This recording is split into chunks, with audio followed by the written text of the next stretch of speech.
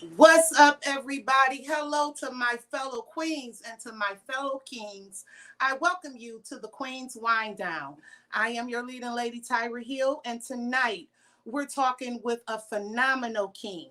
He actually has the last name King, which makes it just so easy for me to just chop it up with my brother, my friend on tonight, Mr. Stephen Anthony King. So I'm excited about that because if you know anything about me, you know that I love having the conversations with the queens. But honey, I absolutely love having dope, phenomenal conversations with the kings. And so for me, I am just so excited about this conversation. Now check it. For some reason, behind closed doors, Stephen could not get on video. His sound would not work. Y'all know how I feel about production and how sometimes things happen. So he is on the screen. We're going to add him, but I have to do his audio separately, right? It's still going to be a phenomenal dope show. Your girl been doing this for a long time, so she's not new to this. She's true to this.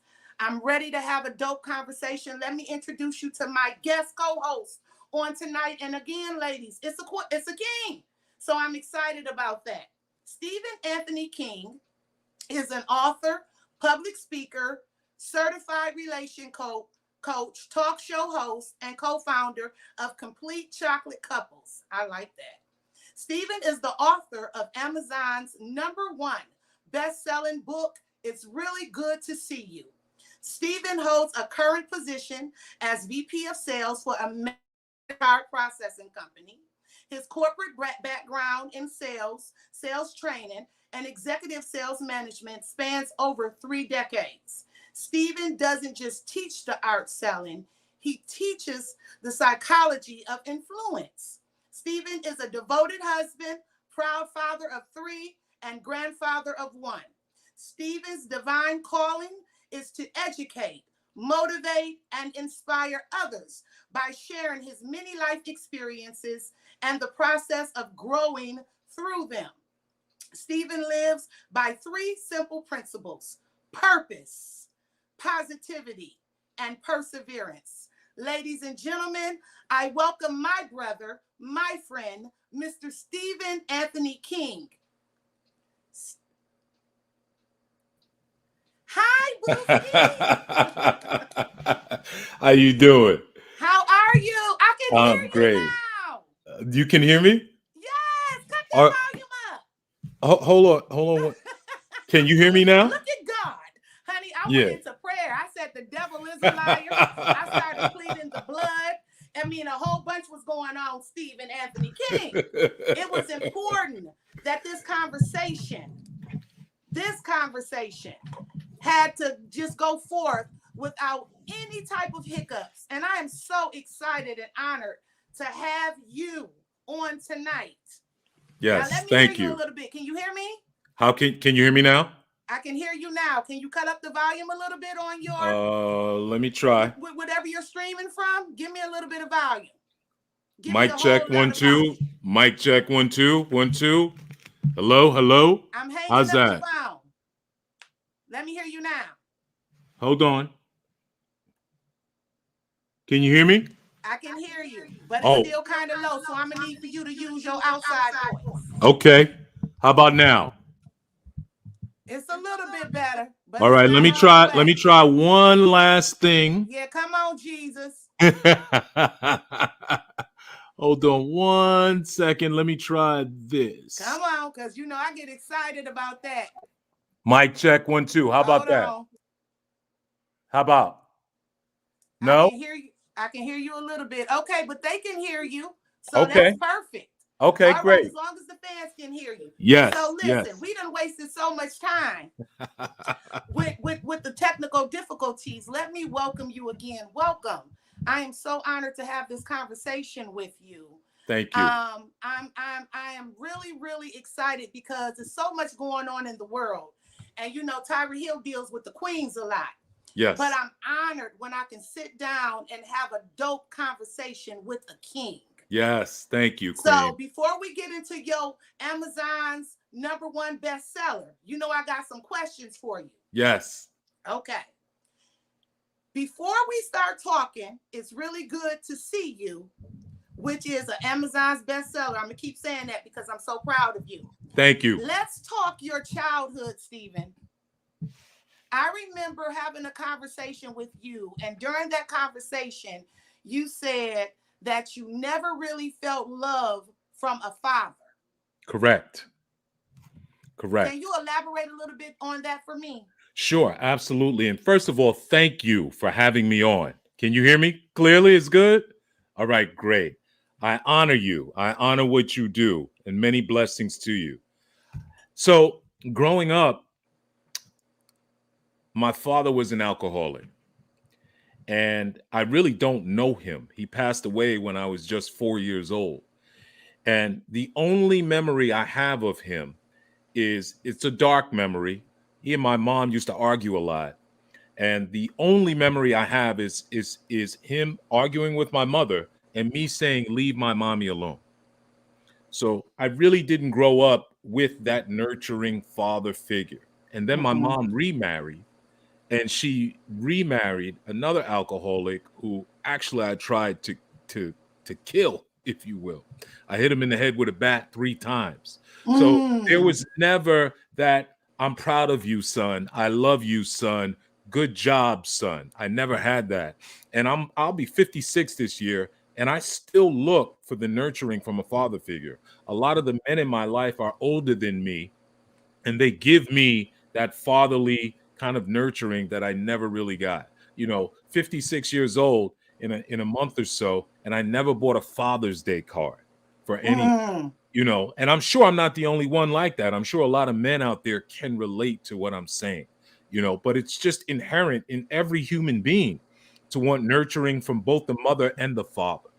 And I never really got that. It's the curse, but it's also the gift. Because I never got it, I made sure that I was able to give it to my kids. I never wanted my children to feel like they weren't getting nurtured from a father. So I've been in their life from day one. My daughter, my son, my little grandbaby, who is my heart. I get up every Saturday morning to go watch her play soccer. She's 7 years old. Yeah, because those grandbabies are important. Now, I'm a nana of 3. Okay. And I have all boys. So I always say that God gave me the strong personality because I'm the only female in my crew and I kicks it. But although I know that as a nana, I could never teach them how to be a man. Correct. It's extremely important for me to teach them what to expect from a queen. Yes. You get what I'm saying? I totally understand. And how to treat a queen.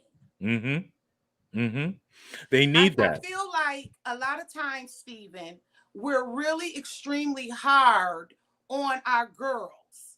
We teach our girls how to cook, how to clean.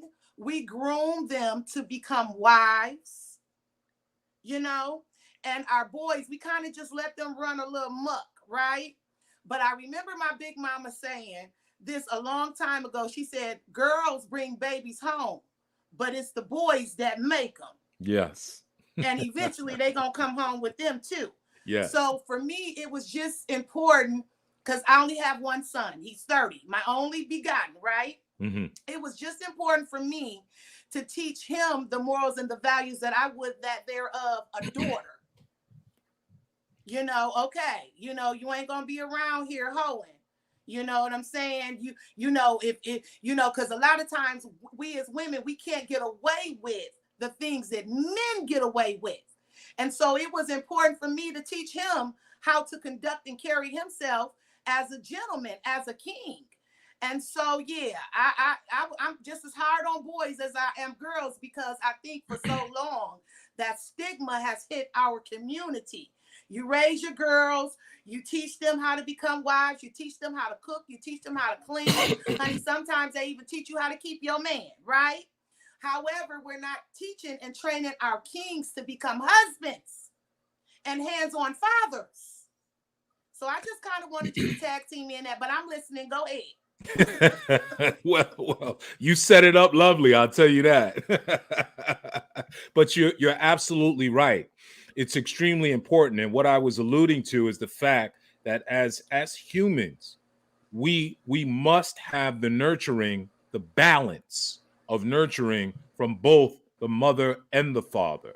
You're absolutely right. You can teach a young man how to treat a woman and what should be expected of him with regards to a woman, but a man has certain elements that only a man can teach. Mm-hmm. And one of the biggest crimes, at least in our community, is fatherlessness. Mm. It is, because you take the father out of the household, and now this young man, all he sees is his mother going to work, coming home, paying the bills, cooking, cleaning, fixing the car, doing everything. So when he grows up, is he looking for a mate that he can protect and provide for, or is he looking for another mommy?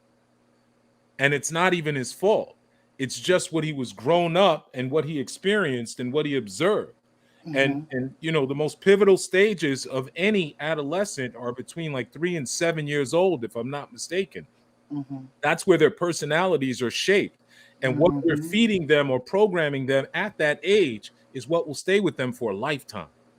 So if a little boy, all he sees is mommy taking care of everything, solving the problems, fixing the stopped up toilet, fixing the stopped up sink, taking out the garbage, when he grows up, that's what he expects his woman to do, you know? So it's very important, if there's no father in the household, for these sons to be around male role models. You know, Mm-hmm. even though I didn't have a father, I did have male role models. I had coaches in basketball, you know, playing sports and things like that. Mm-hmm. I had my friends who had fathers in the building I grew up. I grew up with Malik Yoba.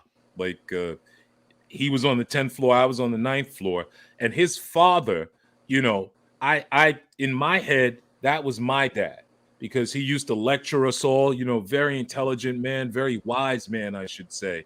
And anytime I had an opportunity to be around him, I took advantage of that, because again, even if it were just for a few hours, I was getting that nurturing from him that I so yearned for all the time.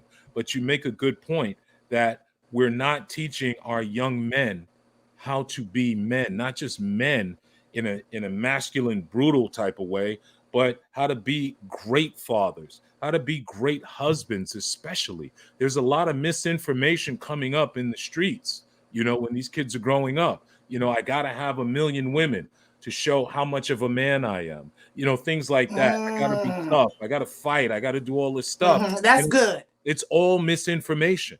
It really Mm-hmm. is. You know, I mentored through Abyssinian Baptist Church, which is run by Reverend Calvin Butts in Harlem. I was part of a mentoring program called Blue Nile Rites of Passage. And Mm-hmm. we would mentor young men and young women, right? The queens would mentor the young sisters, Mm-hmm. and the kings would mentor the young brothers.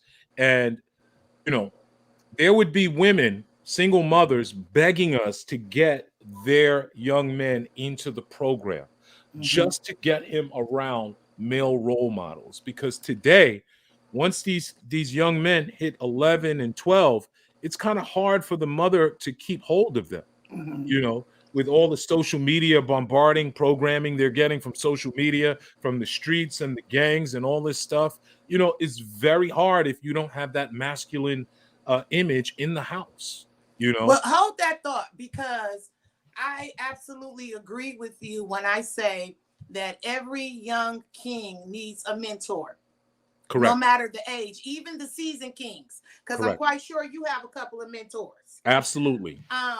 But I think it's so important, and it's so funny because I just produced a show for this season of the Queen's Wind Down around the barbershop, a pillar in the Black community, Mm, because I feel like the barbershop has been not only a pillar within the Black community, but the barbers are more than just barbers. They're mentors, they're correct. father figures, they're counselors. Some of them have even squashed gang beef within the neighborhood.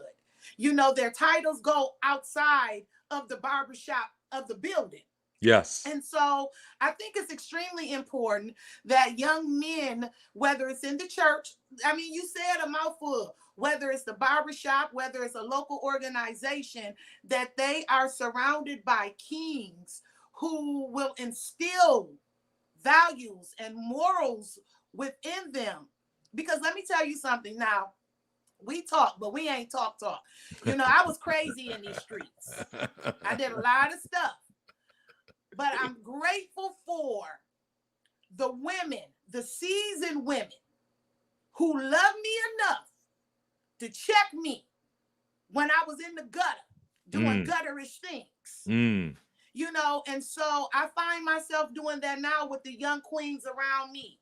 Never to break them, only to build them and uplift them. Yes. And 9 times out of 10, using my experiences to meet them where they are. I don't care if it's a hotel heartbreak. I don't care if your child's father not doing what he not supposed to do. So I think I've been in this life, on this journey of life for a little minute where I didn't experience some things. But when I mentor Stephen, it's important for me to be able to relate to my babies. Yes. Yes. And I know that is extremely important to you. And so I wanted to ask you about your incarceration period, because I know that although what the enemy meant for evil, God worked that thing out for your good and turned it. Yes. Because even while being incarcerated, you started mentoring young kings in the prison system to be able to pass their GEDs and learn how to read and write. Correct. Can you tell us a little bit about that? Correct. And I'm glad you brought that up, and it's so very, very important. One of the things that impacted me the most going to prison was the shock of seeing so many of our young Black men and the collateral damage that they had become from the crack era, from the 80s. The fathers were on crack. The mothers had crack babies. They grew up with no parents. The streets raised them. They became adults trying to survive, they don't grow up with evil spirits. They grow up just having to survive the best way they know how. And it's to the streets.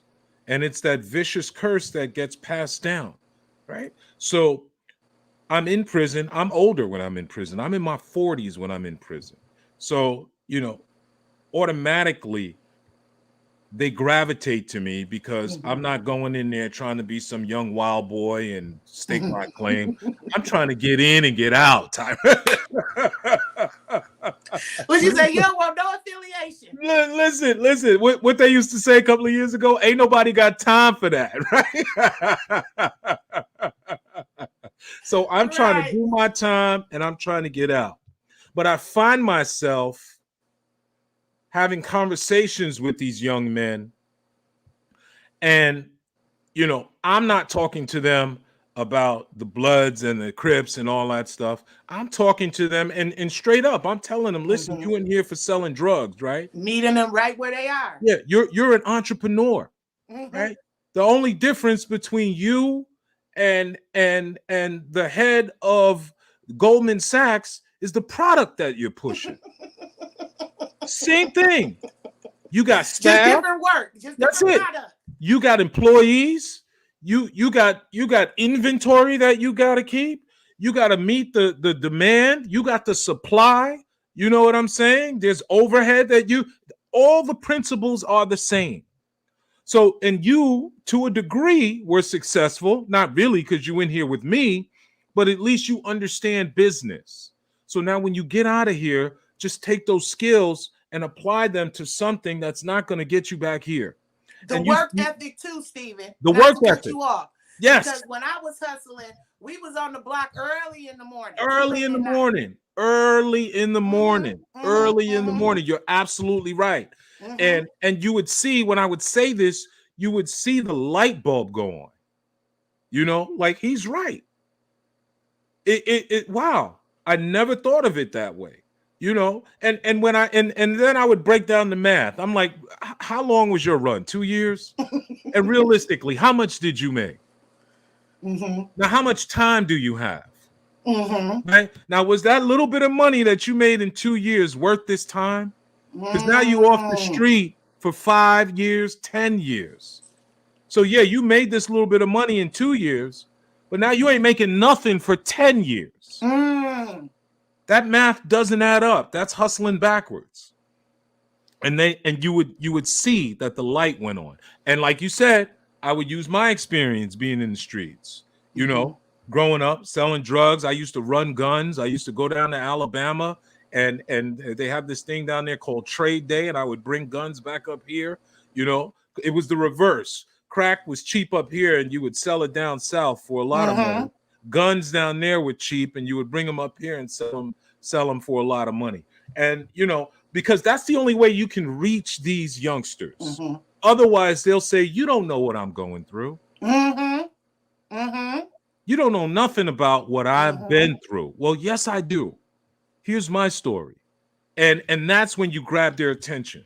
And that's what the OGs, or the OTs as they call us in prison, needed to do. And you're right. I started tutoring youngsters who were going for their GED, you know. And like, I'm having these conversations. I'm having a conversation with the head of the Bloods and the head of the Latin Kings, and I don't even know who these guys are right away. I'm just having you conversation with just them. you just talking to everybody. Exactly. And then I start to notice, like, when this dude in the yard, when this dude gets up off the bench and walks away, like 10 other dudes get up off the bench and walk away with him. Like, wow. And then it hit me, you know. But again, we weren't even talking on that level, you know. And I was actually public speaking in prison. I was holding seminars in prison, teaching them how to become business owners when they got out.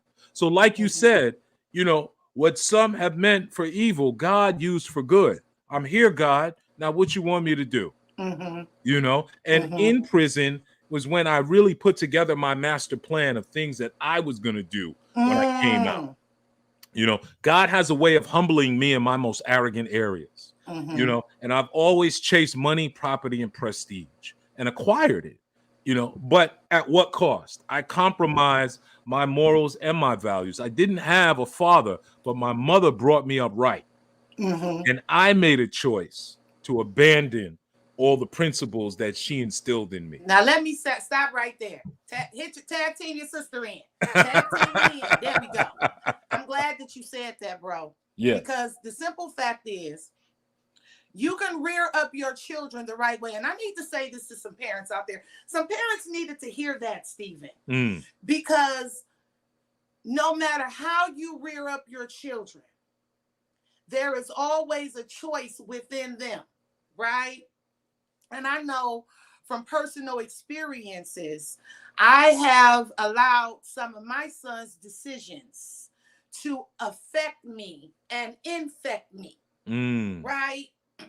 And so for me, I had to come to the mindset of, he a grown ass man.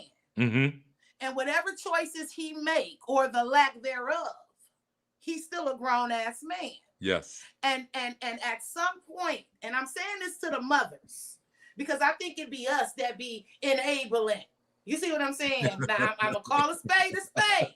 You know, I'm gonna give it to you straight up with no chaser. Yes, yes. But a lot of times we enable our sons, and instead of holding them accountable so that they can grow through. That's how I know you, my brother, because you use that word, grow through. Yes. Grow through their life experiences, which will birth a better them. Mm-hmm. We protect them, we cover them, and we don't allow for God to be God. Because one thing I know about God, and I had to think about this thing. The first thing I want to say is, I remember one day being so broken because me and my son had fell out. Because I'm the mama that's going to call it out whether you like it or not. And you cannot talk to me for a whole year, but that still ain't going to stop me from saying what I need to say.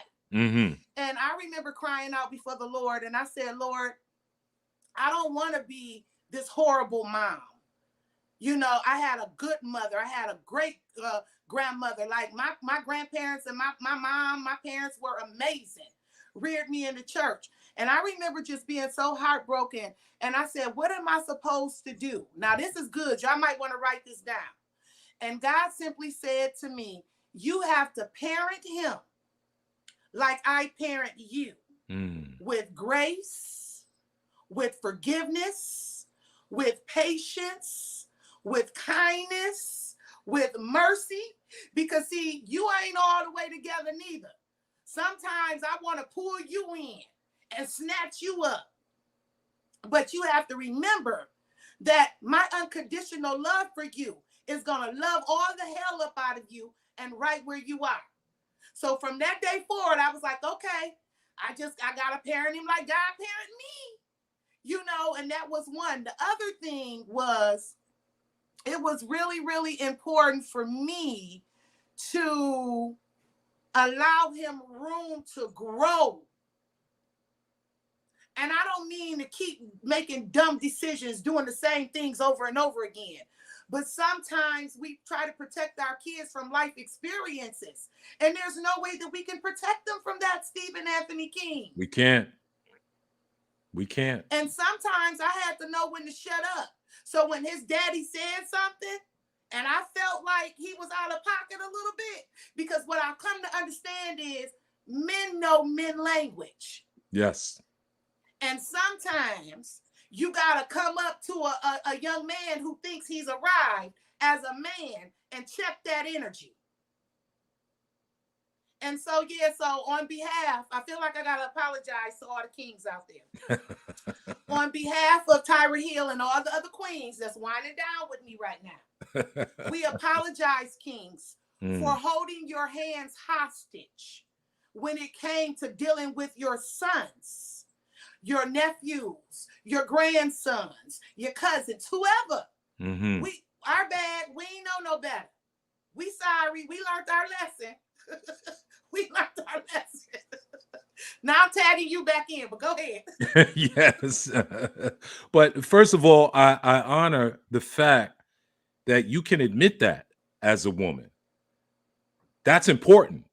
That's very important, to not be in denial of the enabling and crippling of our young kings. And it's not intentional, right? It is just the inherent nurturing of the mother. You birthed this young man. This is part of you. You want to protect it at all costs. And it goes back to my earlier statement that nature provided a balance that has been warped. You know, there is that nurturing from the mother, which is more loving and caring. And then there's the different type of nurturing from the father, right? Which is the discipline. Still with grace, still with forgiveness, still with love, but just a different type of love. You know, that testosterone, that's what we're talking to. You understand what I'm saying? And like you said, you got to meet that energy where it is. And the older they get and they start feeling themselves, okay, let me show you who's still daddy, right? But it's okay. But you're absolutely right. And that goes back to the statement that I made, that men are growing up looking for mommies and not looking for wives to protect and provide for, and not intentionally. This is the thing, not intentionally. It's subconscious. You know, he may get up, he may go to work every single day, right? And on the surface, he's doing what he's supposed to. But there's still that programming in him from a child that sees the mother doing the shopping and the groceries. I'll never forget. And it works the other way too. It works with our young sisters as well. When they grow up in a single parent household where all they see is the mother doing everything, that's where we get this whole "I don't need a man for nothing." That is some of the biggest misinformation in the world. That was good.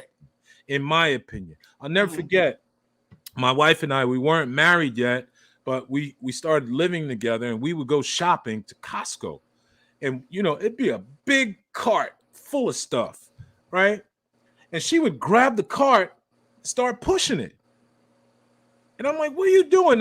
You see, I'm 6'2", 240, you know, and how I Mm-hmm. look letting my wife push around this big cart in Costco with all this stuff, right? And she just told me, I'm sorry. I don't mean to impose on your position as the man, but this is all I know. Mm-hmm. This is just all I know, Mm-hmm. right?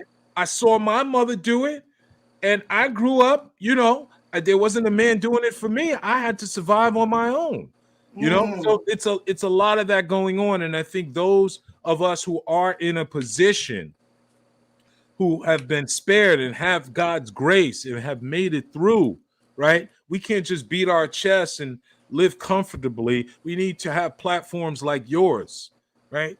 Trying to reach back and teach others. I made the mistakes for you. I've already gone through and grown through it. You know, I'm a firm believer that things don't happen to you. They don't just happen for you. They happen Mm-hmm. for you to help others. So Mm-hmm. all my experience, I owe, Tyra. I owe, right? I grew up in the streets of Harlem, sold drugs, did drugs, all types of stuff. To make it through, to be here talking to you almost 56 years old is only through God's grace. And sometimes being grateful or is not just or being thankful is not just giving thanks, it's giving back. You know, I owe because I'm still here. You know, I have an obligation to reach back to whoever I can and try to teach them so they don't have to make the mistakes that I made or that I went through. So I honor you for this platform, being vulnerable enough and honest enough with yourself to recognize that some elements of motherhood can be a distraction or be a Mm-hmm. detriment to our young kings. The only way we can fix things is if we expose them. So we're doing that right now. Somebody in your audience is listening, and the light bulb's going to go on, Mm-hmm. and it's going to change their mindset and hopefully how they're treating their young son. So Well, I applaud you. I'm gonna do something at the end of the show, but I got to keep this conversation going, Yes, and I'm stubborn, so I can't believe that I'm gonna do it. But I want to ask you because the hour goes by so quick. People it don't does. believe. They be like an hour. I'd be like, it's gonna go by quick. They be like, you sure? Honey, Tyra Hill has good conversations. We be in Yes, conversations for a minute. yes, I yes, want to talk. It's really good to see you. yes, yes. I am so proud of you, Thank you. Black man, Thank King, you. to know your journey or to know a little of your journey. Because, see, people think they know you and they don't really know you. So, to know a little bit of your journey and you allowing us into your world to get to know you even more and to know that you transition from incarceration to having a top-notch job, to being a motivational speaker, to being forwarded by Les Brown, who Yeah. is phenomenal, might I add, Yes. to walking in purpose and destiny to where you are now. I am so proud of you. Thank you. Thank you. And I want to talk. It's really good to see you. Now, tell us about your book. I want to know about your book. It's really good to see you. And I want you to tell people where they can get it from. Fantastic. Thank you for that. And I receive everything that you just gave me with the grace that you presented it with. Thank you so much, Queen. You're so So welcome. it's really good to see you chronicles my 2017 journey with temporary blindness, the threat of permanent blindness, and at the end, it culminating with purpose and giving back because I was so grateful that God spared my sight. I'll just give you a little bit of the backstory. I was Mm-hmm. born severely nearsighted. I had my first eye surgery when I was just 7 years old. I had 3 more surgeries by the time I was 16. I lost sight in my right eye shortly after college. Fast forward to 2010, 2016, I had a total of 10 eye operations and only had sight in the one eye. And in 2017, I was faced with 4 more surgeries, and hovering over me was the threat of complete blindness. So when I say it's really good to see you, it means so much more than just a polite greeting. I am grateful that God had spared my sight. And what I'll do is I'll expand the definition of "it's really good to see you," because I was addicted to cocaine to the point of paranoid delusions, right? I was hanging out of windows because I thought they were coming to get me, right? In prison, although I made it through and I knew how to move while I was in there, any given moment, something could pop off and you could lose your life. So those are instances where I could say it's really good to see you, because it didn't have to turn out this way. Your audience can say it's really good to see you. Everyone who caught COVID and survived can say it's really good to see you. The people who had heart attacks and they're still here, the people who beat cancer, the people who walked away from car crashes can say it's really good to see you. It is a show of gratitude for the grace that has been granted. Now, I just wanted to give people the full length definition of "it's really good to see you," because it was just more than a title of a book. Yes. Like, it was literally a prophetic declaration. Yes. Like, yo, it's really good to see you. Yes. Yes. Every time I say it, I'm really saying thank you, God, because it didn't have to be this way. It didn't really have to be this way. And I was on a show a couple of weeks ago with a sister, one of my Les Brown community sisters, and we took it to a whole nother spiritual level. We took it to God. It's really good to see you. When we look back on situations and see, and you're able to see God in the midst of that situation, God, it is really good to see Now, you. you're not going to come out here and preach, because you know I'll preach you around the pew, send you over the pew, pray you under the pew. Because here's the thing. Yes. Stephen, here's the thing, and then we'll slap you. So you can either get Tabitha Brown or you can get Tupac with Tyra Hill. Either way, you know, you okay. All right. I love it. Here's the thing with that, brother. And I love having conversations with you. Yes. Because you just make it so plain and so simple. Thank you. A lot of times, and I always tell people, whenever you're growing through, the first thing you need to find is God's hand. Yes. Because it's somewhere in there. It's in there. It's somewhere in, even if it's a calamity, even if it's chaos, even if it's dark, dreary, honey. Let me tell you something about the hand of God. It's going to always be in there. Yes. Right? And so you got to use perspective. And, you know, not feel sorry for yourself. You know, give yourself a couple of hours to feel sorry for your situation. Then you start looking for God's hand. Because once you find God's hand, you're going to find the reason why you're growing through. You're going to find everything you need to get you through what you're growing through. You know, and so I think it's so important. Like, I never knew the back end of the title of your book. Because when I interviewed you before, it was like a little quick 5 minutes or something. Yes, it wasn't like we didn't get to the meat of it or to the meat of you.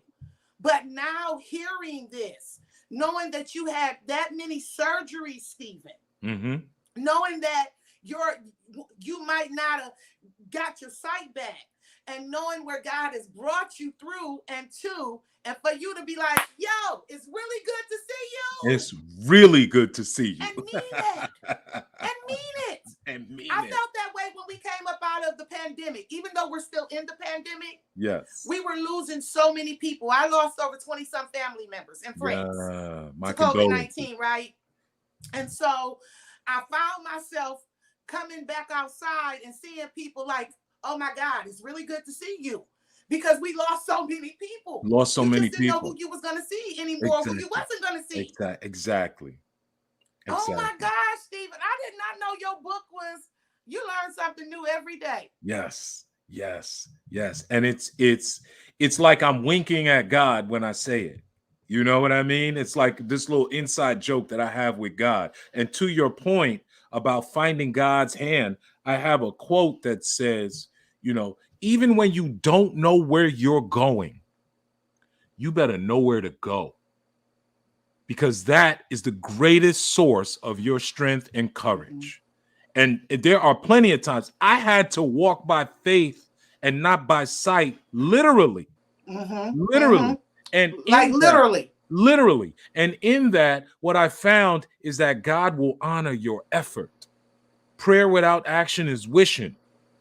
Faith without works is dead. I can pray all I want, but if I'm sitting on the couch and not doing anything, it's not likely that the outcome that I want is going to manifest. But back to the book, the first doctor who diagnosed me, I had something called a macular hole. It's like a pothole in your retina.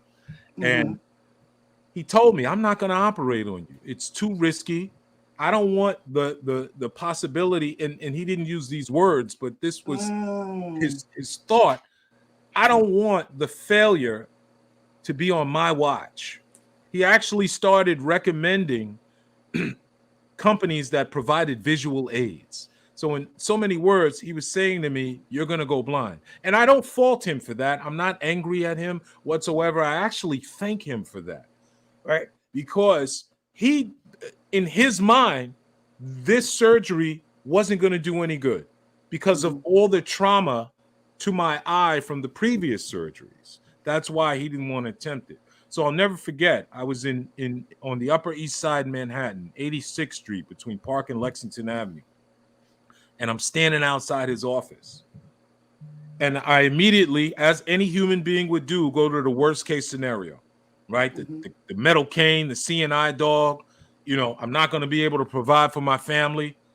And right then I said, Steve, you got to get it together because there are people counting on you. There are people who depend on you.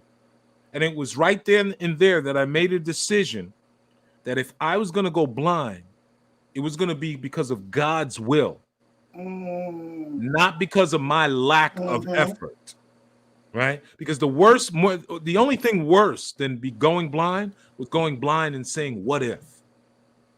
What if I would have just went to one more doctor? What if I would have just went to, got another opinion? That would have haunted me for the rest of my life. So I knew that I was going to keep going and keep going and keep going. And because of my effort, God honored me. And he met me at my level of effort. And he introduced me to the top doctor in the world, Tyra. And I say this without exaggeration.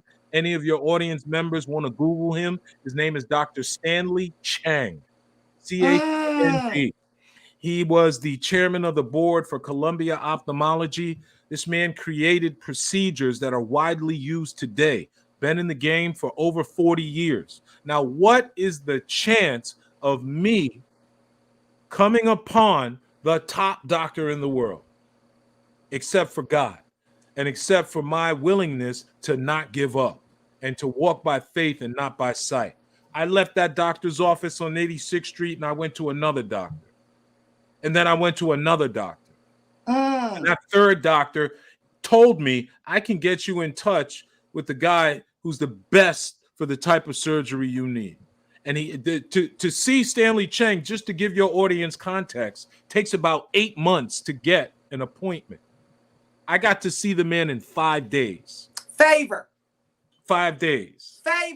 Favor. Right? God, it's really good to see you. Right? God, it's really good that you showed up and I can see you all up in this. Now, that's just the beginning of the story, right? Because I had the surgery that I needed and it didn't work. A month later, I had to have emergency surgery on Father's Day. Something wasn't going right in my eye. I went to the doctor on Saturday. It wasn't my surgeon, but it was the doctor on call. He called my Dr. Chang. They were talking the medical talk. And the next thing you know, he said, Dr. Chang wants to schedule you for surgery tomorrow. It was a Sunday, and it just happened to be Father's Day.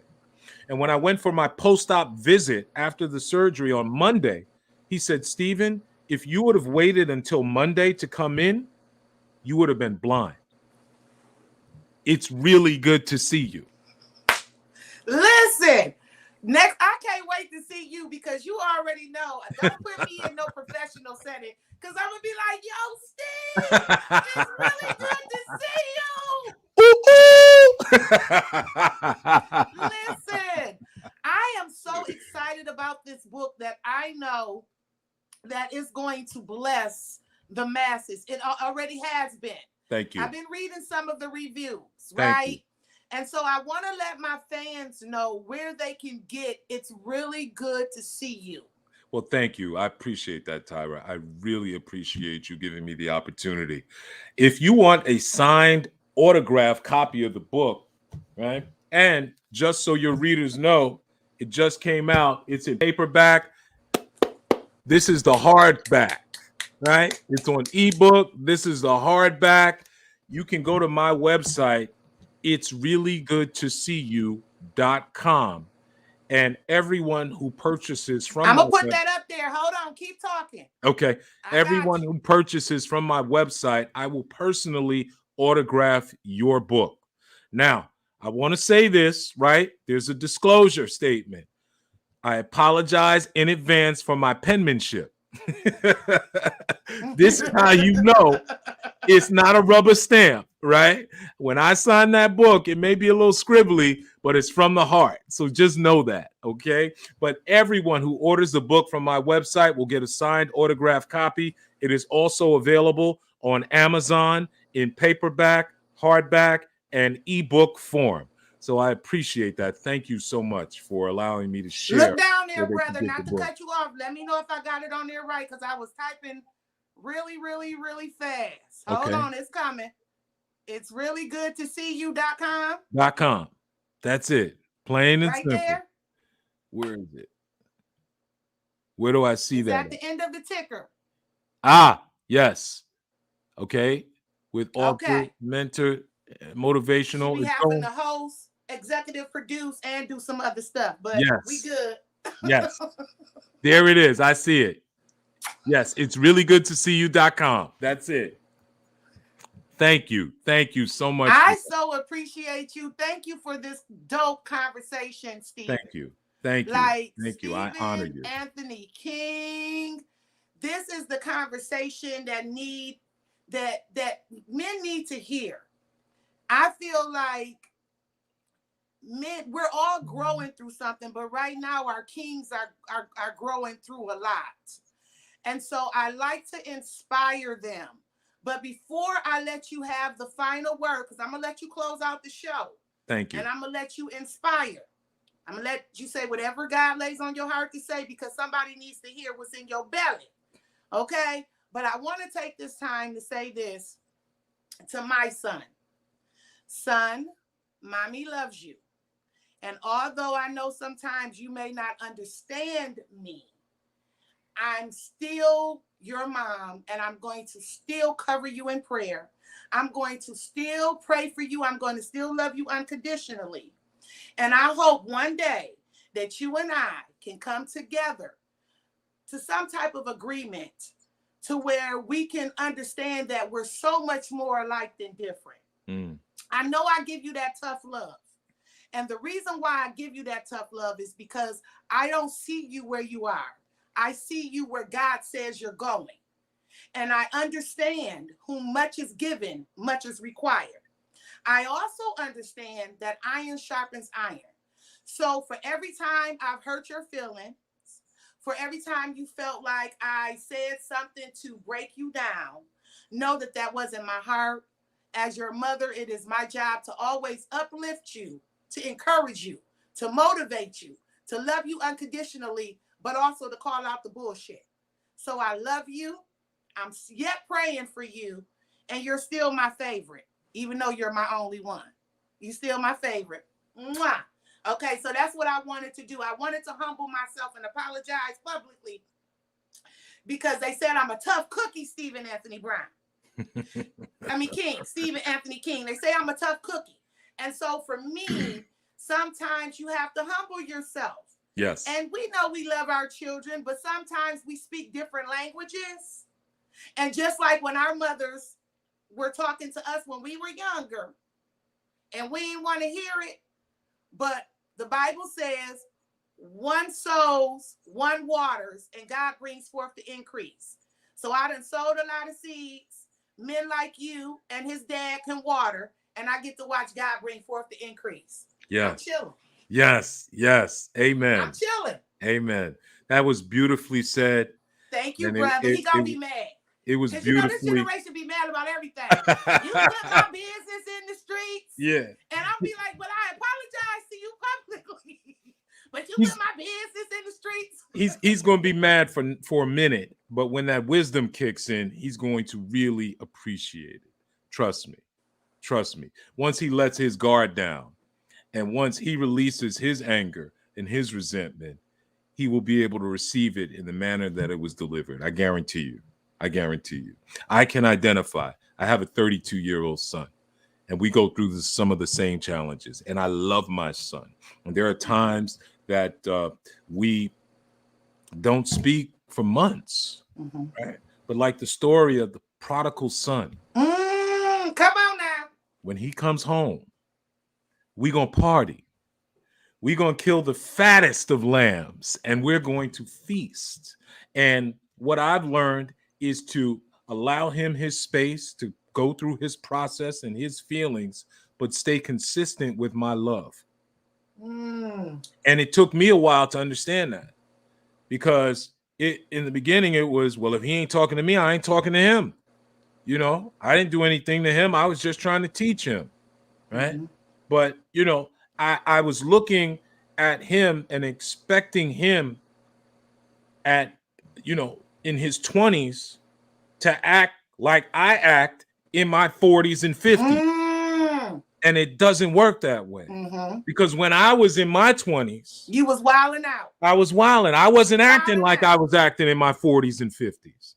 And it took me a while to get that. And again, my intent was just to, son, I made those mistakes. I see where you're going. Stop. Don't do it. But I got to allow him his process. And all I can do. This is all, and I can't speak for every parent, but I can relate. That's been my only intent, to stop him from doing the dumb things that I did. Yes. Right. And so for me, I think, because I go to therapy every Thursday, 12 o'clock noon, virtually. Pandemic wasn't stopping that, virtually. And I've come to realize that I was hearing my son, but I wasn't listening to my son. So when he would say things like, you've never been a mother to me, I would take that like, what you talking about? I had you at 16. You ain't never been homeless. You ain't never been hungry. And you ain't never been without. What you talking about, Willis? However, the offense, and I always say this, the spirit of offense will make you war against your emotions and then your will to do. All I heard was the offense, so I immediately shut down. But when I started healing, I understood that I may not have always been the perfect mom. Some of the decisions that I made throughout my life, and it wasn't an easy journey, affected my son on different levels. And here I thought I was the best mom ever. I ain't on welfare. You don't want for nothing. You ain't in foster care like your little friends who always over here eating and staying the night. And I felt like I did what I was supposed to do as a mom, right? This was before I got married. You know what I'm saying? This was before the second wedding, because you know I've been married twice. But the first marriage, I just married a fool. And he was able to see some abuse in that relationship. And so for me, I had to come to the understanding that, girl, you ain't been the perfect mama. You done did some things, you done said some things, you have not done some things. And it's crazy because your kids will say things to you, you laugh it off, but they're really serious. And I'm going to say this and I'm going to let you close out this show. My son talks about this experience one time where I was headed out to the club. And I had just bought him some walkie-talkies, right? And I said to him, you can call mommy on the walkie-talkie. You know, I'm just going to hang out for a little bit, but I'm always be here, you know. And so he tells the story that he was calling me all night on the walkie-talkie and I never answered. And so I broke my promise to him. Now, me, back in the day when he first told the story, I thought it was funny. But he kept telling his story. He kept telling it. So one day I said, I am so sorry that I did that to you, because evidently it has hurt you and it's still hurting you. Mm-hmm. And I'm sorry if you felt like I abandoned you, because that's what he was feeling. And I was just going to the club. I left like at 10:30 and the club get over with it too. It wasn't like I was going for days. But just that experience with him saying, Mommy, I need to be able to trust what comes up out of your mouth. Yes. And so, but now that I'm older and I've healed, I get it. Yes. And that's why I was able to humble myself tonight and apologize. Yes. You know, for anything that I've done, because I don't know all that I may have done and all that I've said, you know, but I do want him to know that I love him unconditionally. And no, Mommy has not always had it together. And no, Mommy has not always said and done the right things. But she's still standing 10 toes down, and she still got your back on whatever. Yes. So with that being said, can you close us out? Is there anything else you want to say before you motivate these kings and these queens out here? Just one thing that I left out.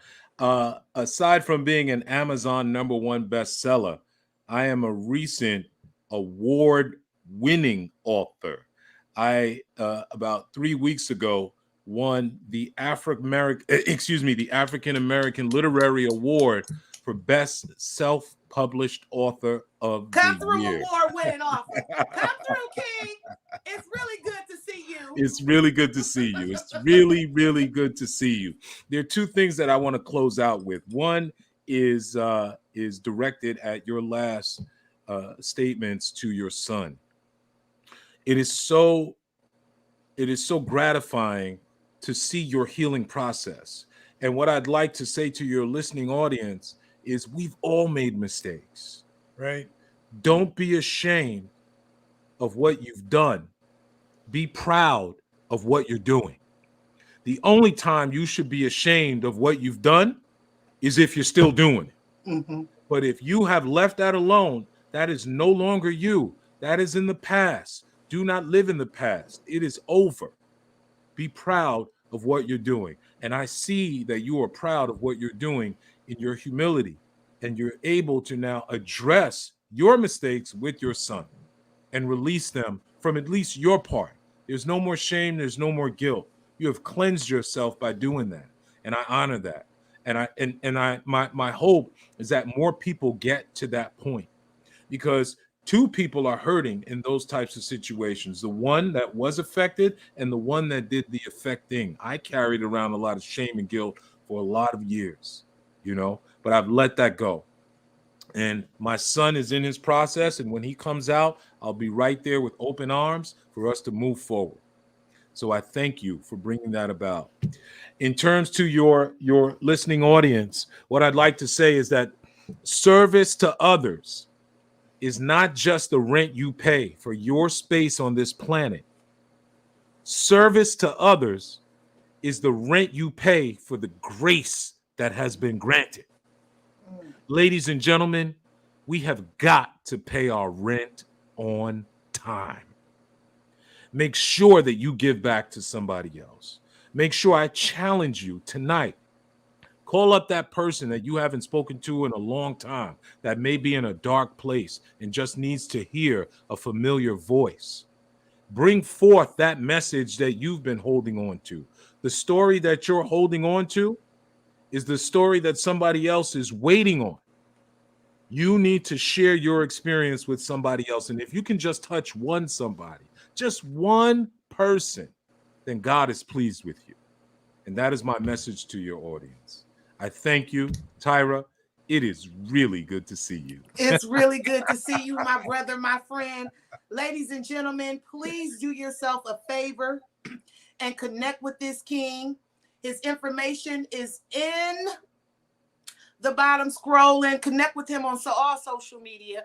I think on Facebook, he's Stephen A. King. Stephen Anthony King on all platforms. It's at Stephen Anthony King. Correct. Right? Yes. And check out the website. It's really good to see you, and order your hard copied autographed book. Support this king. He's in the community. He's shaking and baking. He's doing the work. He's mentoring. He's uplifting. He's encouraging. And he's about to be in New Jersey at the Women's Expo. Yes. I said, Yes. how Stephen end up at the Women's Expo? So I'm trying to clear my schedule so I can pull up on you. Yes. Yes. Okay? We would love to have you there. It's going to be an epic event. Shout out to Nathan Smalls. Shout out to Nathan Smalls. Yes, and Janine Ellis, the Yes, BE the Queen Festival, Janine. the Black Excellence Festival. Yes. And Yes. shout out to your mentor and my sweetheart. Actually, she's gonna be at the festival as well. It's a couple of divas that's gonna be there at the festival. It's in what is it? Lee, New Jersey? Fort Lee, New Jersey. Fort Lee, New Jersey. What's Yes. the dates? October 30th. That's not this coming Saturday. It's the following Saturday from 10 a.m. to 4 p.m. is the actual expo. Powerful speakers. There'll be over 70 vendors so you can shop. We're going to take a little break. I believe Nathan is putting together an actual dance, and Talent will be hosting a phenomenal comedy show with all female comedians. It's going to be an epic day, an epic event. If you're looking for information, you can DM me at Stephen Anthony King on Instagram, and the link to the show and for ticket information is in my bio on Instagram. So come on out. We would love to have you. It's going to be a phenomenal day. The theme of that day is going to be resilience for women. The resilience. And I'm happy about that because my baby, my queen, Dr. Celicia Thompson. Yes. Thompson. I don't know why I always want to say Thomas Thompson, which is Selena Johnson's sister, Yes. is going to be there. And her book is called The Resilience Factor. Yes. Yes. So I'm excited about that. I am really trying to clear my schedule so I can pull up on y'all. We would love to see you. You got to make it happen. Again, ladies and gentlemen, thank you for chiming in on tonight, tuning in. Be sure to share this, even if you're on YouTube. We got them streaming from YouTube. We got them streaming on Twitch. We have Twitter. We have Facebook. Shout out to everybody that has commented. I posted your comments on the live show. We appreciate your being a part of the conversation and joining the conversation, because if you don't know anything else, you know Tyra Hill loves to talk about it. And I love mature conversations. Stephen Anthony King, it is really good to see you. And thank you, King, for chopping it up with me on tonight. Thank you, my queen. I appreciate you so much. Give your family my love. Yeah, same to you. Thank you.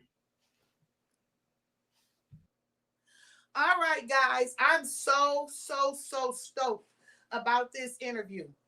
Let me tell you something. I always go back, I listen, I watch, because I know it's something that I missed, right? And so please share this interview. I love you guys. I appreciate you all. Thank you for joining the conversation on tonight. Thank you for chopping it up with me, Stephen Anthony King. Make sure you go to his website. It's reallygoodtoseeyou.com and cop that book and let him autograph your book. Whatever you do, stay up, stay blessed. I am your leading lady, Tyra Hill, and this is the Queen's Wind Down. Mwah! Good night. Mwah!